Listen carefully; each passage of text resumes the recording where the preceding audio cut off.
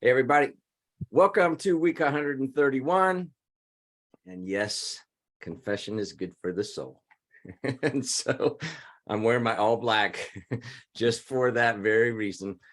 We are so glad to have Andrew Bosserman back from Shoemaker, formerly IRS agent. That will be really interesting. So be thinking about your questions. I know that we've had a number of conversations with business owners in the last month or so about what is it, all these, what having another 87,000 IRS agents roaming the face of the US. How's that really going to work when they're a handful of billionaires and supposedly that's what it's going to be for? Not probably not, but we'll get Andrew's perspective. And again, these are some of his opinions, but I think it's really cool to have that. Jack will do some rants as well. Adam is out today on some family issues, and we'll hope to have him back next week.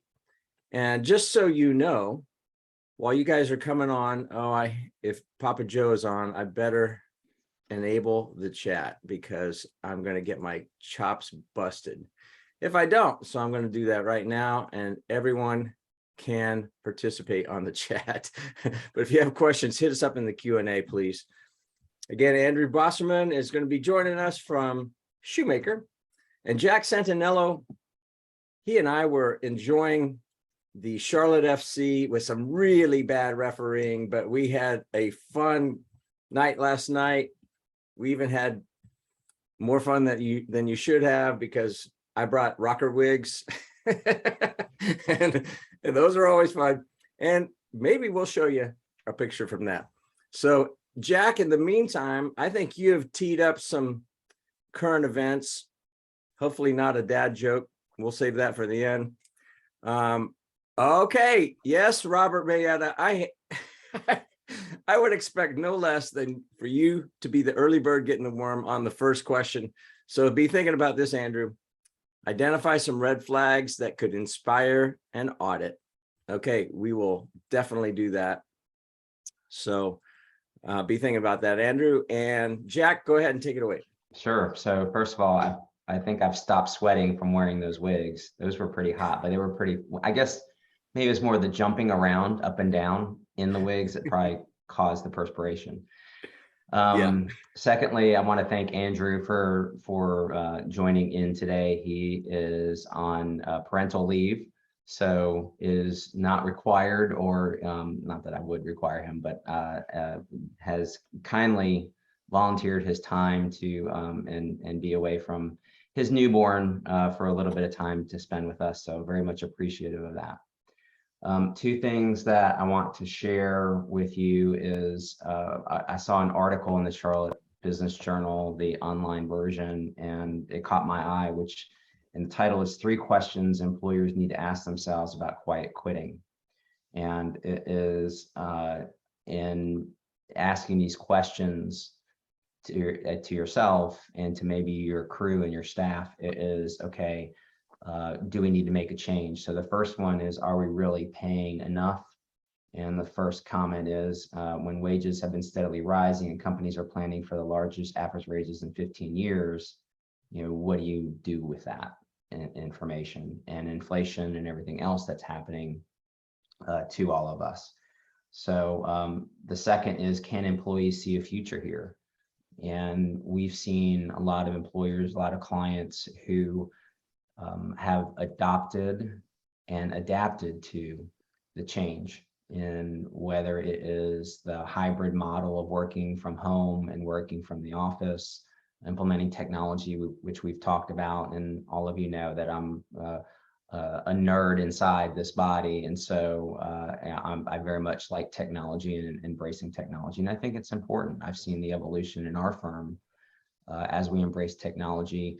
And in prior years, prior decades, it was, why are we going to spend money on this stuff? Because a telephone, an assistant, and a fax machine work just fine. So, but considering that you want your people, your staff, your employees to feel like it's their home away from home, and not just a place that they're punching a time card. And then thirdly, how have duties changed over the past 2 years, and do they need to change again? So again, being in tune with your industry, being in tune with your employees' needs, your customers' needs, and seeing potentially an evolution and not it being the same as before the pandemic, or even just the normal evolution of a business because of technology, because of inflation, because of all those things. So that's that. And then as we kind of transition into why Andrew is here, I found an article. No surprise, it's on CNBC's website because it's called "Key Democrat Outlines 5 Priorities for $80 billion in IRS Funding." And then so you have the Senate Finance Committee Chairman Ron Wyden, he's a Democrat from Oregon, who says, okay, here are the top 5 priorities for this money. And it is to boost customer service, to invest in technology. And if you were on with us last time, Andrew was very explicit about what technology and processes are in place at the IRS, at least when he was there, and how antiquated those things are. Increase audits of the wealthy. You hear that, okay, well, no, it's really the middle class that's going to get hit. Well, from their perspective, it is, no, we're only going to target the wealthy and wealthier individuals, to pursue offshore tax evasion, and to rebuild criminal investigations. So that my understanding, and Andrew may verify this or say, no, that's not the case, but that their investigative assets and processes have wound down a little bit and have not been pursued because they just haven't had the ability to do that. So so we're talking about criminal aspects and not necessarily civil aspects, but a lot of times those go kind of hand in hand. And that is kind of my update. And I found there's the Republican response to all of it, right? And it's what you've been hearing in the news, what you've been hearing in the campaign ads as we're getting closer and closer to the midterm elections. So, and what I thought was funny though is just, and I had made this comment about Andrew that I, thought he's still a badass, but he didn't have a gun when he was at the IRS. And so one of the things in this article was, will IRS agents be armed? And it says just armed. It says just a fraction of employees across the entire US are armed. And it's typically the criminal investigation unit. So, anyway, so there you go. Okay, well, so I hope you've got your thinking hat on and you've been getting some sleep with that newborn, Andrew. I still remember those sleepless nights. All right, so since Robert had the first question in, we'll go ahead and go, and he has a follow-up.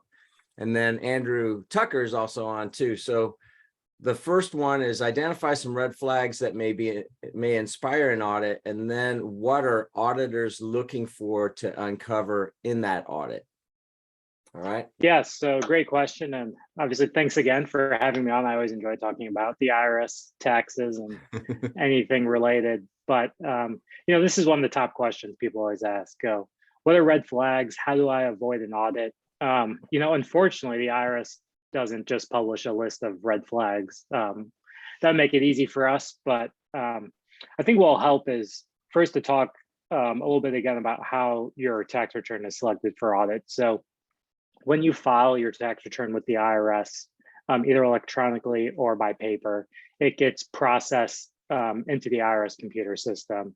And the IRS has a secret algorithm called the DIF algorithm, I believe it's called. And we don't know exactly how this works, but it probably compares your tax return to prior ones you filed and also other tax returns of people in your similar situation, or if you're a business in the same industry.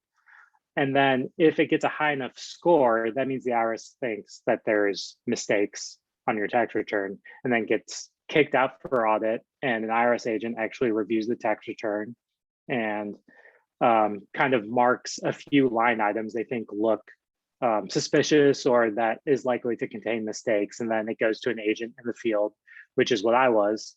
And we'd actually go out and meet with the taxpayer and the representative and look at those line items to see if there were mistakes and also anything else. So there, like I said, there's not a list of red flags, but I can tell you there are common mistakes or areas of income and deductions that are either more abused or the taxes are confusing, so there's more mistakes. So I audited a lot of small businesses, and it seems like on every audit, things that were always audited were things like car and truck expenses, so mileage, any expenses for vehicles, travel expenses, entertainment expenses.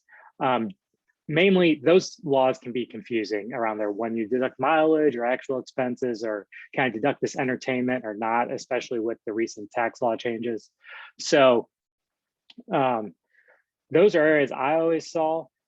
The IRS also publishes, they call it their dirty dozen, but it's you basically 12 areas of enforcement they're looking to pursue in the coming year. And most of these are most of them are more like tax evasion schemes, kind of like tax shelters, or one recent one is syndicated conservation easements has become under IRS scrutiny, and also captive insurance companies. Those are little niche topics, but another one on the IRS's radar is cryptocurrency. You've probably noticed in the past few years, there's a question on your tax return that says, did you buy or sell, or do you own any cryptocurrency? And since cryptocurrency is such a new asset people are starting to hold, I think the IRS is definitely going to pour resources into making sure people understand how it's taxed, and also enforcement, because it's likely a lot of people are not reporting it or reporting it incorrectly.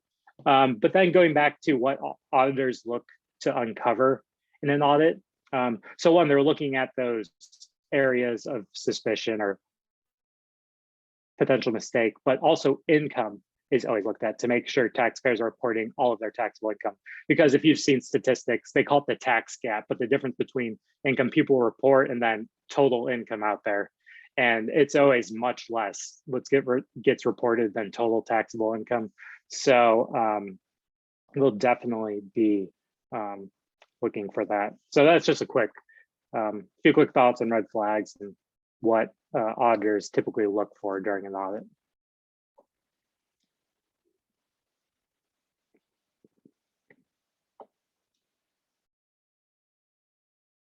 Gary, on mute. I think.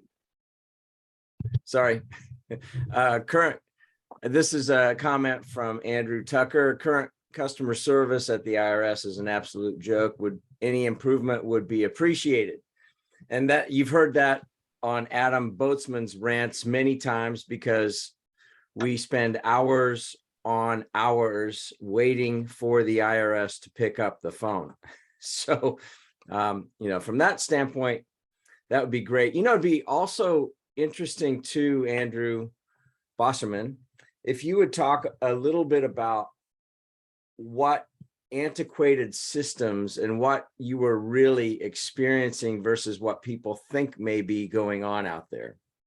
Yeah, and I definitely feel your pain with regards to, customer service is terrible. A few weeks ago, actually tax practitioners have a special line they can call for priority service, but that means we wait on hold, probably about the same amount of time also, because a few weeks ago, I was trying to call about an international tax issue, and it was impossible to get through. I'd always get, a lot of times you get the message, oh, sorry, we're too busy, call back tomorrow. And finally I got to the hold music that said, oh, it'll probably be 30 minutes. And, 2 hours went by, and then they just disconnected me automatically. So I definitely feel your pain. I hope, a good chunk of this funding does go towards improving customer service, because it's maddening when, you're trying to comply with the tax laws and can't talk to an individual or get your situation sorted out. And in the US, we rely on what's called voluntary compliance, meaning people voluntarily, file their tax returns and pay their taxes. And I think improved customer service would go a long way towards, you know, helping that. So that was the first thing. And that, sorry, Gary, what was the antiquated systems? Yes. Yeah. So when I was there, and I think it's still similar. If you want to see an example of the antiquated systems, I believe it was the Washington Post put out an article a few months ago that was basically a photo essay.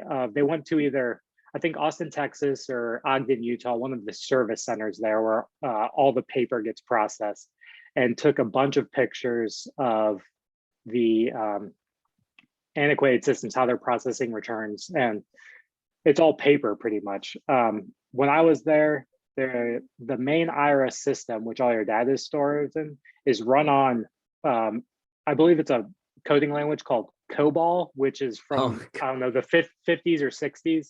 When you pull up anyone's tax information, it's on a mainframe computer system. So you have to type commands in, and it's a black screen with green text, and it's not user-friendly whatsoever. So that's just one example.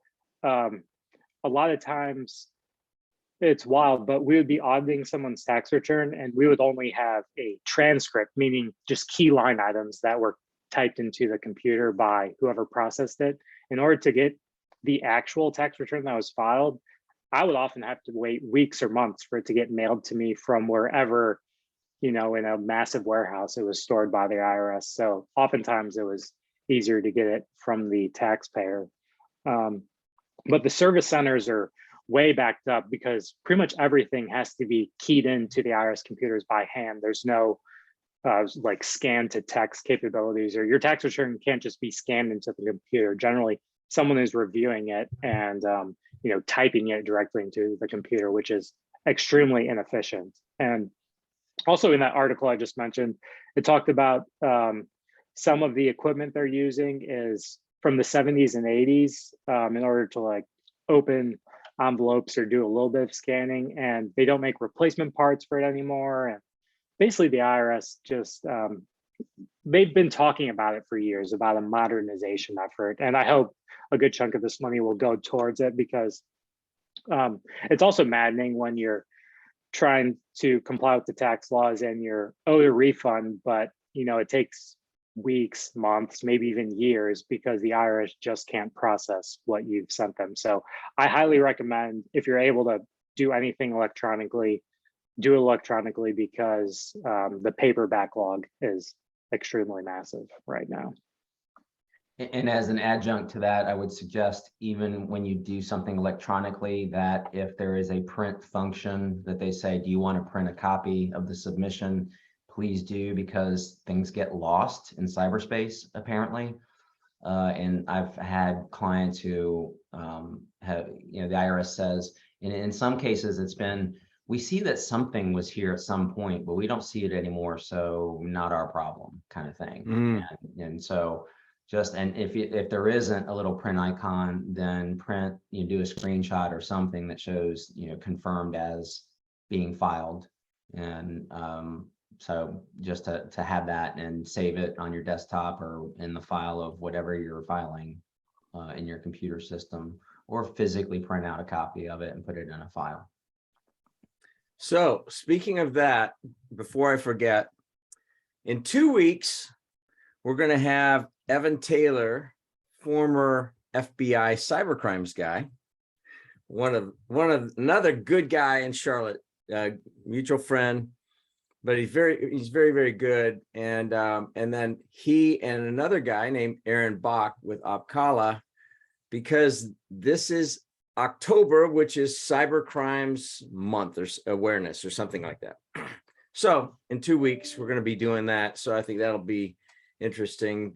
You just triggered that with the lost in the ether, or was it hijacked? I don't know. So anyway, also, we've posted into the chat that Washington Post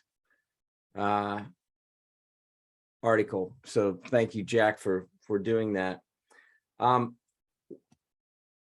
So a couple things that came in on LinkedIn that are kind of interesting.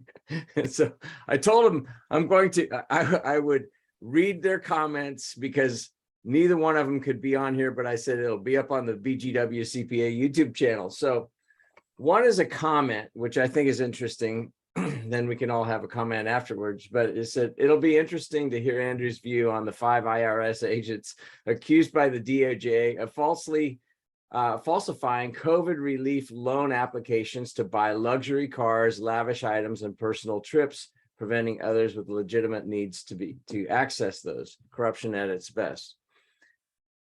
Well, yes, and there are dirty cops, there are dirty priests, there are dirty people in every industry, period. You know, we are fallen beings, that we have bad people that choose to do bad things, that happen to have access in places they probably shouldn't have access. But anything that, and we've talked a lot about people that have been perp walked out of, what was it? Neiman Marcus, I think, here in Charlotte, somebody that was using COVID relief funds, and a couple of Lamborghini tales where people went out and bought Lamborghinis with their COVID relief funds, you know, bogusly, et cetera. Any thoughts from your standpoint, having been there on the inside, Andrew? Yeah, so I think the way you characterized it is correct. You know, in any profession or company or industry, there's always going to be a few bad apples. Based on my experience at the IRS, you know, most agents were, you know, honest, had integrity, were reasonable to work with. But, you know, there always are some agents who are in it for the power trip, or, you know, are actually trying to, you know, steal money or do other things. So I think it's just a function of when you have so many, you know, employees. I mean, the IRS is a massive agency. There's going to be some bad apples, but actually overall, the IRS has gotten way more of an honest or better agency since its inception. I mean, back, I think, after the income tax first became pretty normal. So in the 20s and 30s, I think there was massive corruption. IRS agents would steal money all the time. There's actually a fascinating book out there with a funny title. It's called The Sex of a Hippopotamus, but it's it's basically this CPA from Atlanta goes through a history of the IRS, which is fascinating. And that title comes from, I believe it was, I think the Brooklyn Zoo, or there was a zoo somewhere that got a hippopotamus, and they thought it was a male, but they learned a year or two later it was actually a female, because basically it's so hard to tell the sex of a hippopotamus when you're looking at it. Like, how do you know if it's a male, or how do you know if it's female? And the same with taxes. Like, I don't know, it's the same way, you know, trying to figure out the sex of a hippopotamus, or figuring out, you know, the correct way to file your taxes. So if you want it, you know, exciting read, Sex of a Hippopotamus. That is funnier than any of Jack's dad jokes. I'm just saying. Yeah, that's pretty good. All right. Well, and there, I'm not going to play the 5-minute video from this, but this guy sent me a note on LinkedIn, and he said, sorry, I can't make it, but ask him about this. And it's a YouTube, it's a 5-minute YouTube thing. And it's this guy ranting on about how the IRS is illegal, filing your taxes is unconstitutional. And then there's a former IRS agent that's supposed to give it some credibility. Now, this is not the first time I've been approached. And I think it was actually in March when we did this last time that I had a whole string of people that were, you know, it's illegal. You stand up for your rights. You don't have to pay taxes, blah, blah, blah. I'm sure you've heard that before, Andrew. So I would just be curious, what is a former IRS agent's response to that? Yes, I have. And the IRS actually lists on their website. So people who don't think taxation is constitutional, or who believe taxation is theft, or, you know, any of the other lines you've heard, they're actually referred to as tax protesters by the IRS. And you can actually go to the IRS website. And I think there's a list of 10 or 20 most common tax protester arguments. But yeah, one of the most common is that, the income tax is unconstitutional. And under the original Constitution, generally taxes had to be, apportioned, and the income tax wasn't a thing. But the 16th Amendment gave the US government power to lay and collect income taxes directly on individuals. So, those protest arguments don't really work. When I was an agent, actually, I was auditing a woman who believed in what was known as the straw man theory. And it's very interesting. It's, the theory that when the Federal Reserve was created, the US government pledged their citizens as collateral. And if you just file a tax return in a special way, you can get, a refund from the federal government, from the Federal Reserve, because, there's an account in your name just waiting for you. Obviously, that's not true. So don't do that. But yes, that's just one of many tax protester arguments. There's also, you hear common arguments that, oh, the 16th Amendment wasn't ratified properly, or, I think Jack just put a few links in the chat. So definitely check those out if you're looking for some good laughs. This is awesome. So let me give you guys a preview of it. It's like, okay. And it goes through by, by amendment, an amendment. I mean, there are, I don't know, maybe, like you said, 16, I think there's 15, maybe 16. So the first one is taxpayers can refuse to pay income taxes on a religious or moral grounds by invoking the First Amendment. And then it violates the Fourth Amendment because against protections against search and seizure. It's a taking of property without due process. So Fifth Amendment. Don't have to file because protection against self-incrimination found in the Fifth Amendment. Oh, okay. Well, if I have to file a tax return, you might find out that I'm cheating the government. So then you shouldn't be looking at my stuff, right? Form of servitude in violation of the 13th Amendment. I mean, this is just crazy. It's funny. And then, like you said, Andrew, it goes through, it says, okay, the law, and it says, here's the law, here's a revenue ruling, here's case law. So apparently people have filed lawsuits in pursuit of these claims of violation of the Constitution, including the amendments to it. So yeah, I just posted it. When you said that, I did the quick Google search and I was like, this is fun. So. Yeah, and actually when so this is, we're talking about criminal investigation of the IRS. So there's we alluded to it earlier, but there's a civil arm and a criminal arm of the IRS. So I was on the civil side. I was a revenue agent, which means, if I go out and audit someone, the worst that's going to happen is that they're going to owe the government money. But criminal investigation, they're actually going after people who have committed tax crimes, or they think have committed tax crimes, which basically generally means willfully or intentionally trying to defraud the government or, avoid taxes. And those are the IRS agents who are basically law enforcement. They carry guns. I didn't carry a gun, but oftentimes IRS criminal investigators will work in concert with FBI, ATF. Their claim to fame is actually that the IRS is the one who brought Al Capone in for tax evasion because the FBI or local law enforcement couldn't make any of the other racketeering or embezzling or whatever else he was doing charges stick. So, and also we haven't, we talked about it briefly, but talking about the 87,000 new IRS agents, I think from what I've read, that number was based on, I think, some documents put out by the Treasury Department a few years ago saying that the IRS might need 87,000 new employees, basically to cover the gap.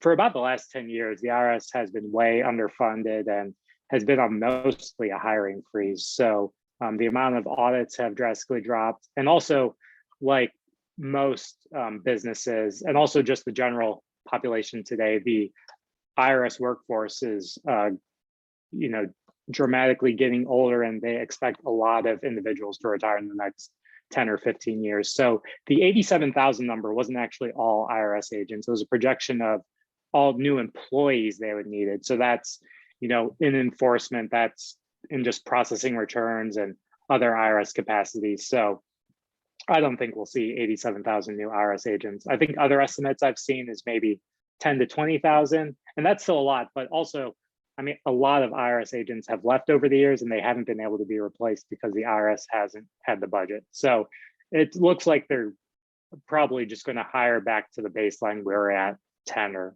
20 years ago. All right, so I've got a few more questions for you, and anybody else, hit us up with the Q&A, because we know that you got questions, and you can remain anonymous if you're worried about, hey, this is going to trigger an audit.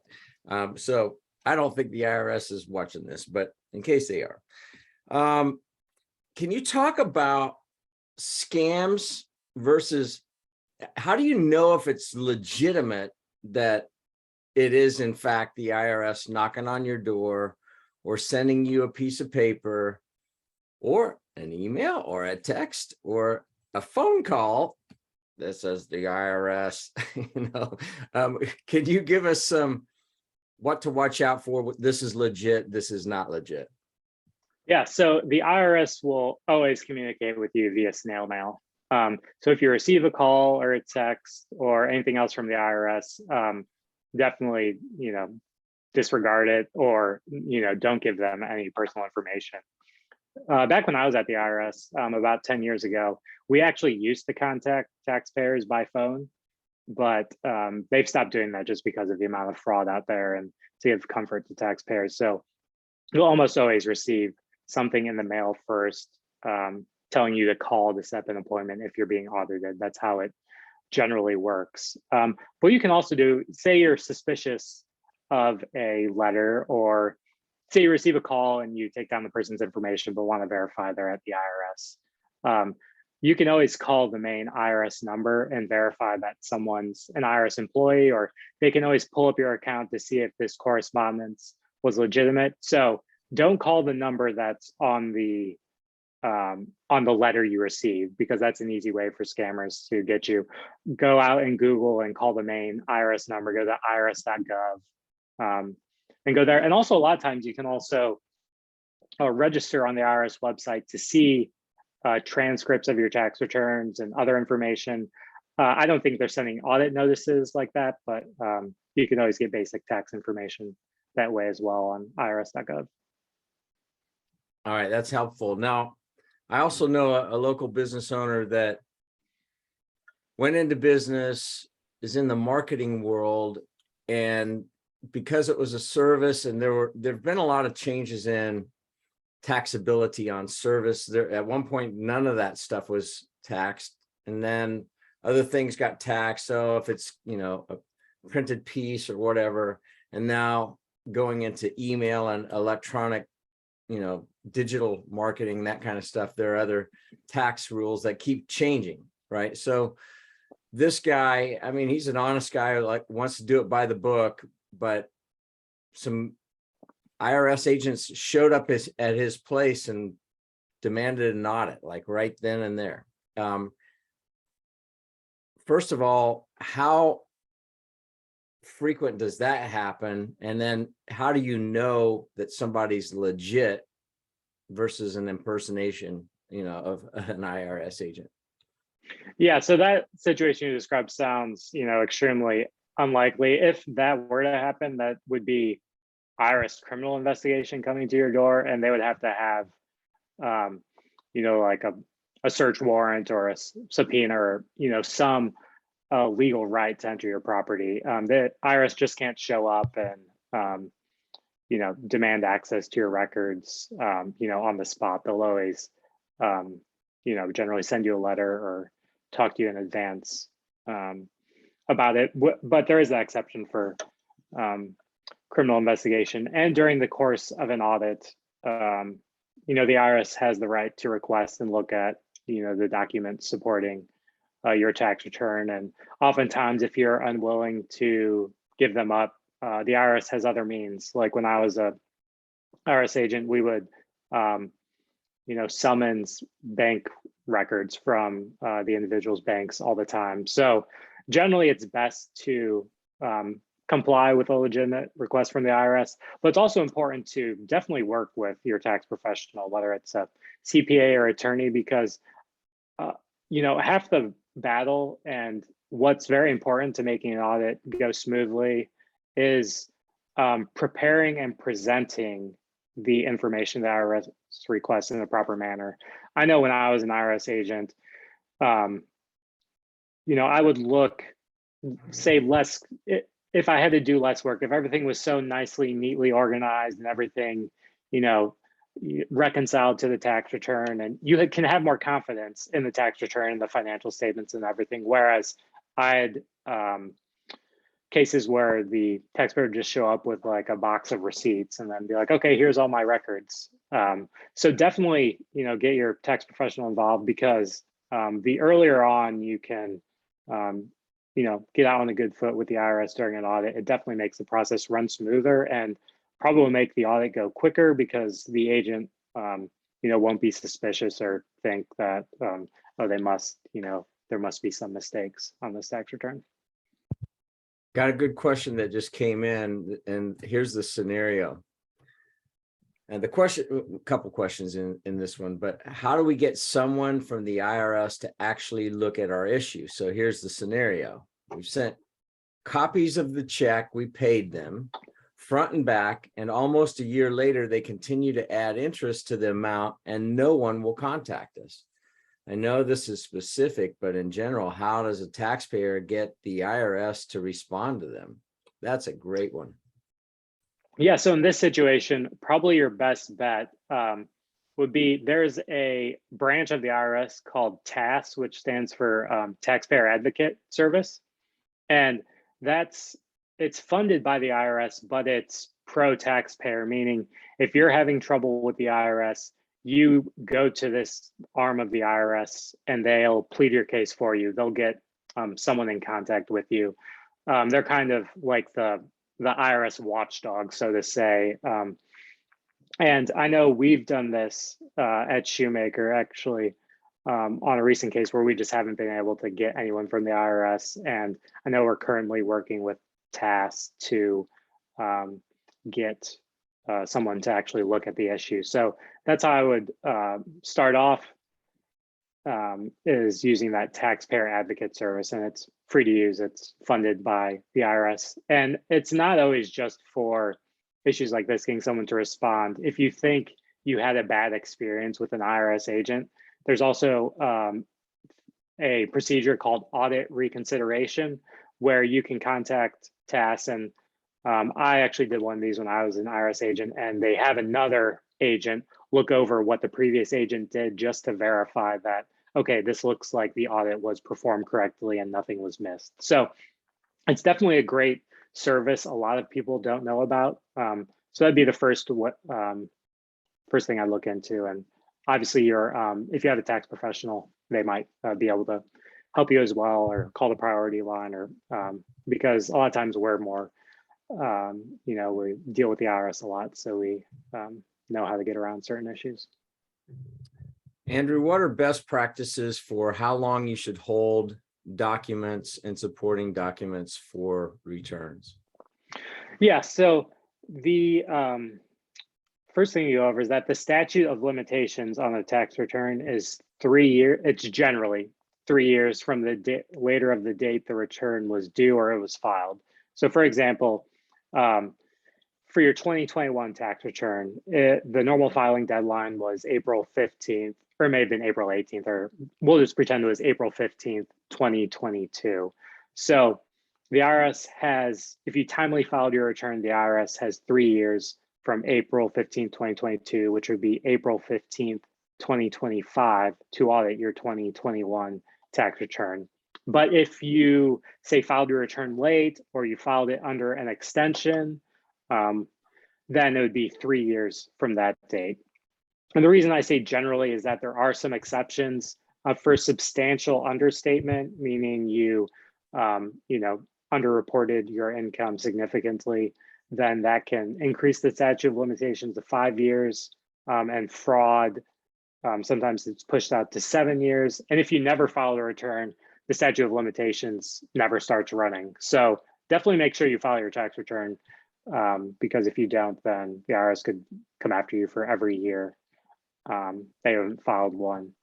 So based on that, definitely keep it through the statute of limitations period, that 3 years from the day you file it. Generally, we recommend a little longer just to be safe. And also there might be other reasons you need to keep tax information, such as for your bank or lenders or investors.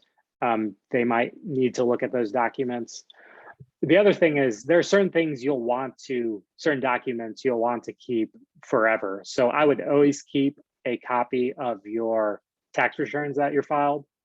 And I would always keep copies of any W-2s you received.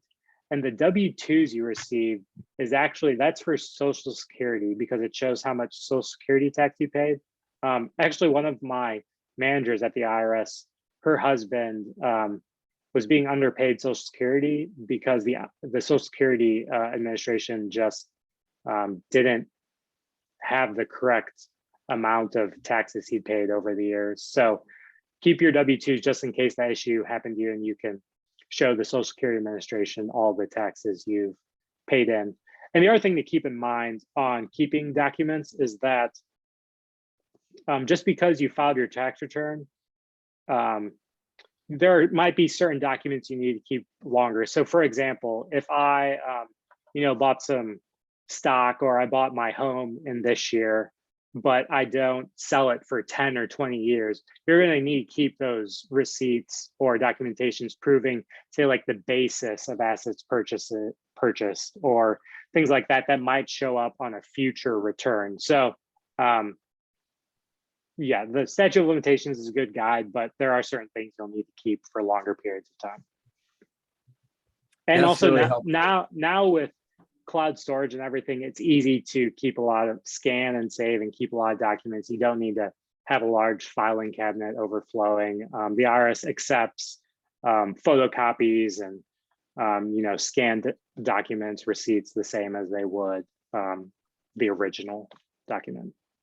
And I'm going to time warp us back to the beginning of this whole thing, like in week 5, 6, 7, 10, we're talking about PPP stuff. So all those things that we said, make sure you document, hold on to those things. And our suggestion was, those spreadsheets, those things that got you to that endpoint beyond what you submitted in those forms for actually getting the loan, actually getting the forgiveness, all those things. So keep those. And to Andrew's point, in the cloud, electronic, if you do keep them on a computer, I think you should have them backed up either to, now a terabyte or 2 drive is inexpensive to go get at Best Buy or something.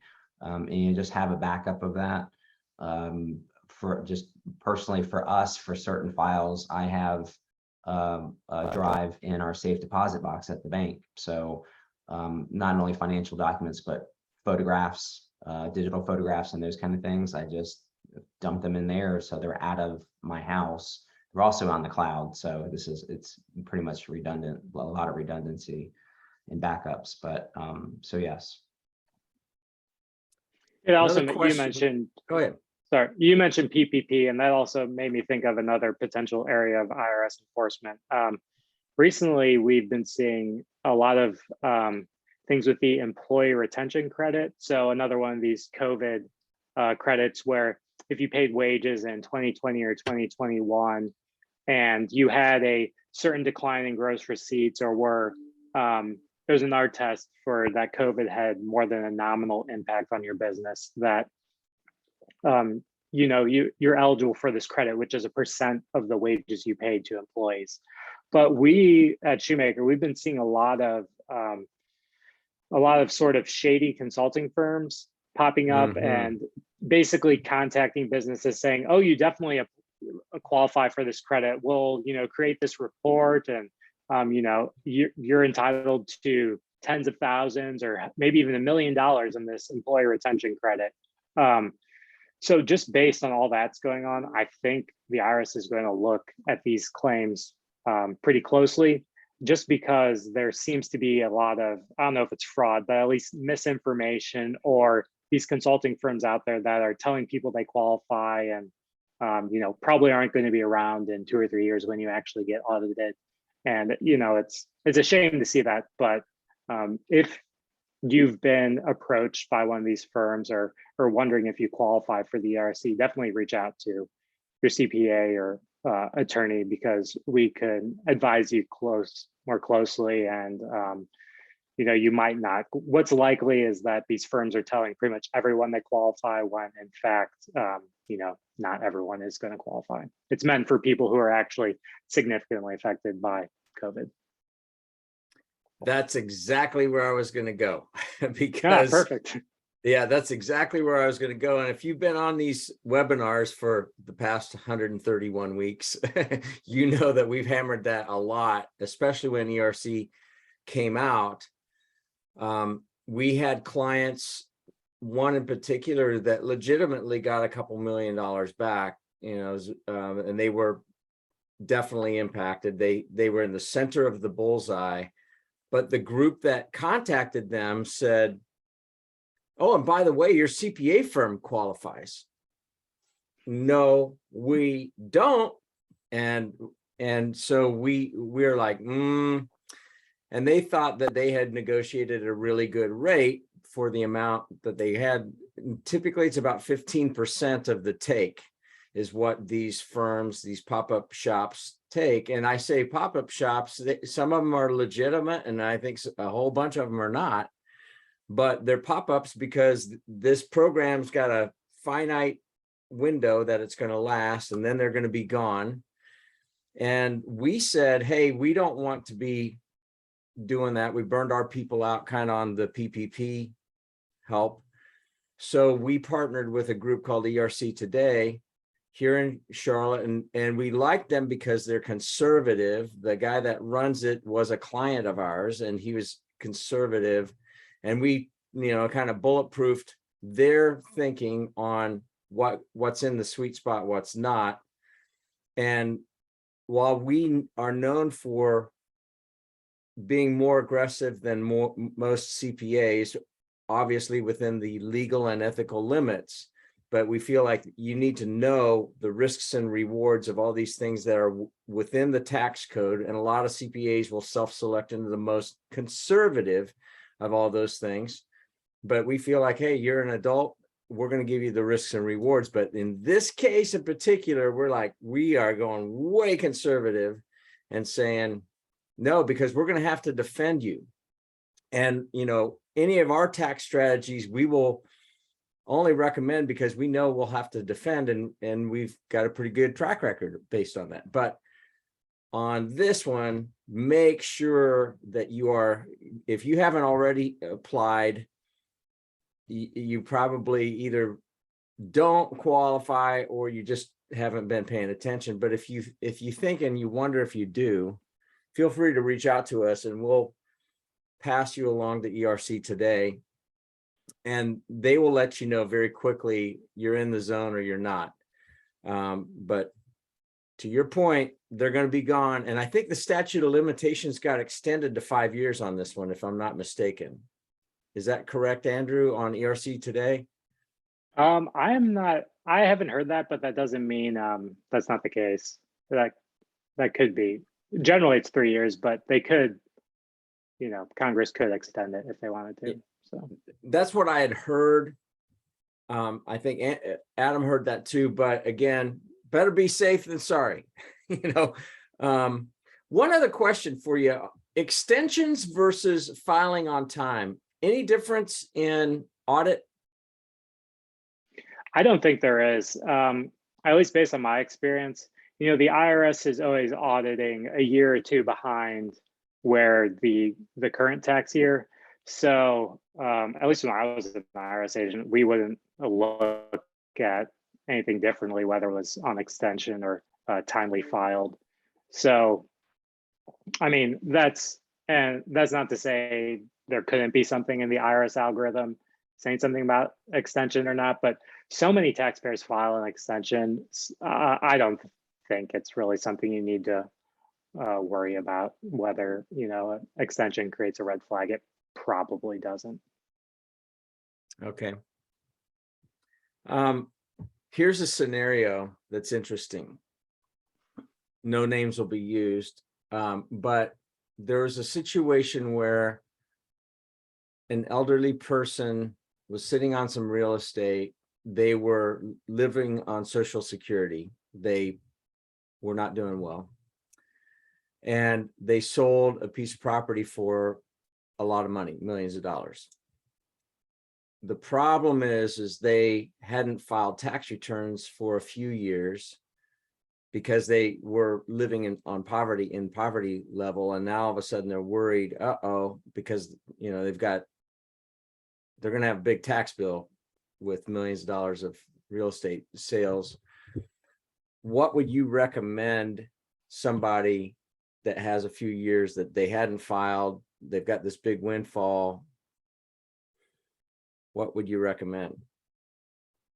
Yeah, well, first, I think it depends on whether in those years they didn't file, if they had a filing requirement or not. A lot of times, if you make under a certain, if they're, around the poverty guidelines, they probably weren't required to file a tax return, especially even if you receive Social Security and your income is under a certain amount, then that's not taxable. So, assuming that they didn't have a filing requirement, I don't think there's any need to go back and file those unfiled years. The IRS is pretty good at matching up. I mean, they already have the information in the system about Social Security and anything else that gets reported to them. So it's pretty easy to see. And I remember doing this as an IRS agent, going back to future years and seeing, oh, they only had so much income. They didn't have a filing requirement, or there doesn't look like much here.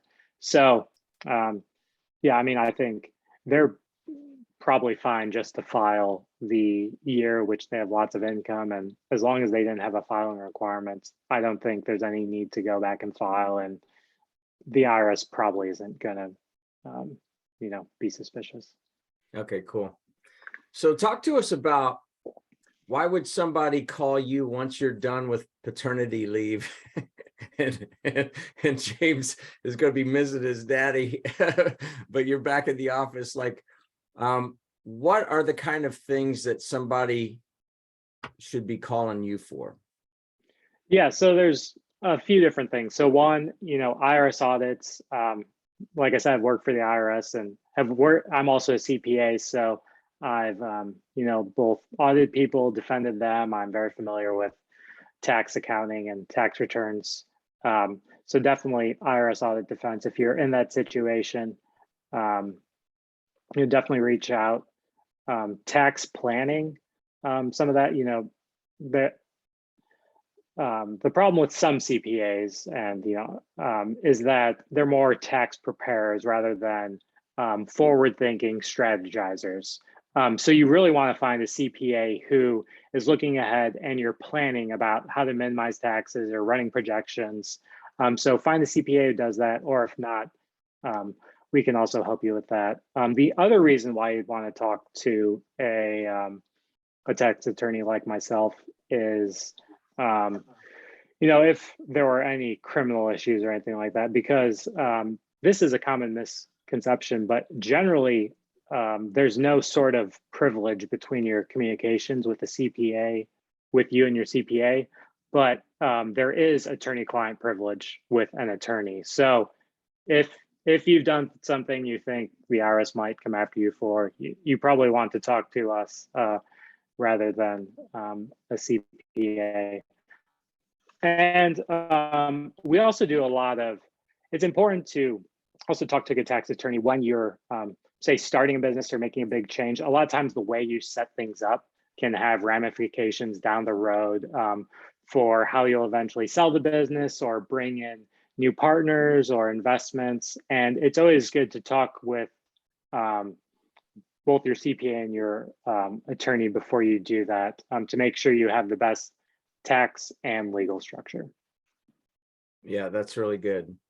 That's really helpful. Yeah, it's funny, as you probably see as well in your industry, you see a lot of not so great work. You know, I was with a owner of a body shop, and he said, CPAs are like body shop owners. There's very few that are really good. And I'm like, yeah, based on what I've seen, I think that's right. We're not perfect, but we pride ourselves on being pretty strategic, and we like that business, and we like partnering with people like you, Andrew. I'm glad you brought up Al Capone because I still think that's one of the most interesting things, you know, of all the dirty and damning things that he did in his life. It was the IRS that was able to bring him down. It's like, you know, if you've never been to Alcatraz, go to Alcatraz and see what those cells were like. So anyway, I'm glad that you brought that up. Any parting thoughts before we sign off, Jack or Adam? Out of habit, you said Adam, you meant Andrew. I mean, Jack or Yes. Andrew, sorry. I know, it's Yes, out it of is habit. habit. It's close. So a couple things. Thank you, Andrew, again for joining us. Always welcome to come jump on, and then maybe back when you come back, I'll just grab you out of your office a couple doors down, and we can throw in a few random unexpected thoughts into the gathering. The random thought that I have is I went through the FBI Charlotte Citizens Academy I don't know, 15 years ago. And it's a really cool program, and it's designed to let ordinary citizens understand what the FBI does beyond going and those shows that are on, I think, Wednesday or Thursday nights. There's like 3 in a row on one of the networks. And but they do cybercrime, they do forensics.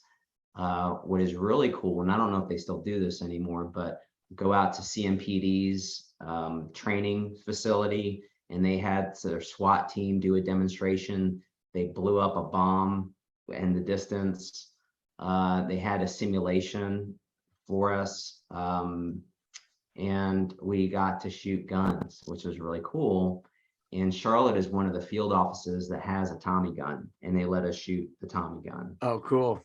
Again, I don't know, ammunition is hard to come, it's expensive. So I don't know if they're still doing all this stuff, but I just received a notice from the person who's in charge of that program here in Charlotte, and they're taking applications for 2023. So go to the FBI website or look up FBI Charlotte Citizens Academy if you're interested in doing that, and take a look, because it was really cool. And they talk about gangs. They talk, I mean, some things that you really wouldn't think about that occur here in Charlotte, unbeknownst to a lot of people. Yes, we have gangs in Charlotte, not like you do in other cities, but we're at 85 and 77. We're at the crossroads of 2 major intersections that go north, south, east, west.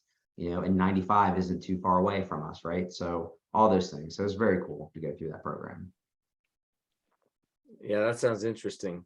Well, in 2 weeks, we'll have a former FBI cybercrimes guy on here. And I think next week, just to kind of whet your appetite, this is the 4th quarter of 2022.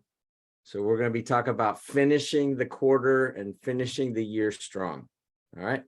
So if anybody came on late, this will be up on the BGW CPA YouTube channel later on. Andrew, thank you so much. Thank you to your wife as well. And best wishes and congratulations on the birth of James. And we just hope that it's a wonderful experience for all of you guys.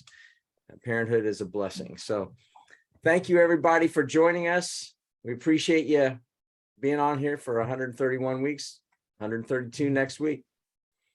Thank you. Take Thanks. care. Thank you, Andrew. Bye-bye.